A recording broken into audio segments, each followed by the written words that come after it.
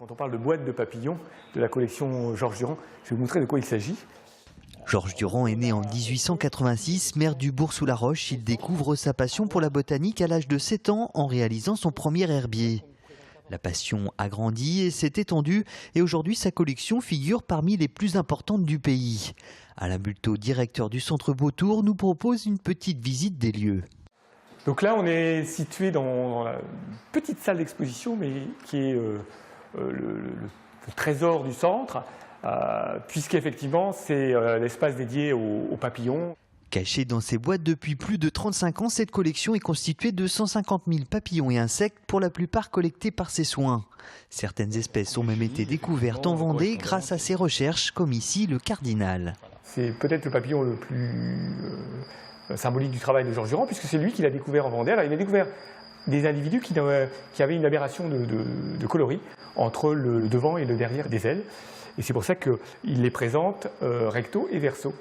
D'autres espèces, comme le flambé, qui était largement implanté dans le département au début du XXe siècle, sont aujourd'hui devenues rares. L'intérêt, c'est aussi cette photographie de la Vendée du début XXe par rapport à aujourd'hui.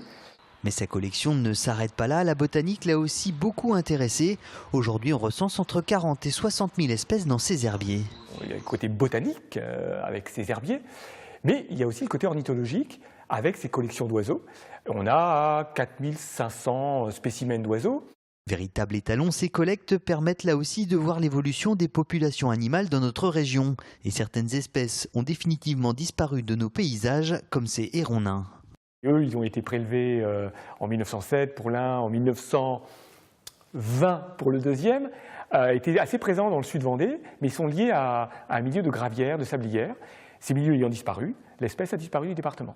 Ça nous permet d'attirer l'attention sur les connexions interespèces entre milieux, espèces et actions humaines, effectivement.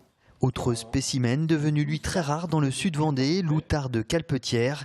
Ici à l'image, 2 spécimens prélevés à Oulme le 14 mai 1924. Georges Durand notait le lieu et la date de chaque capture effectuée. Aujourd'hui, un véritable trésor d'informations pour les scientifiques.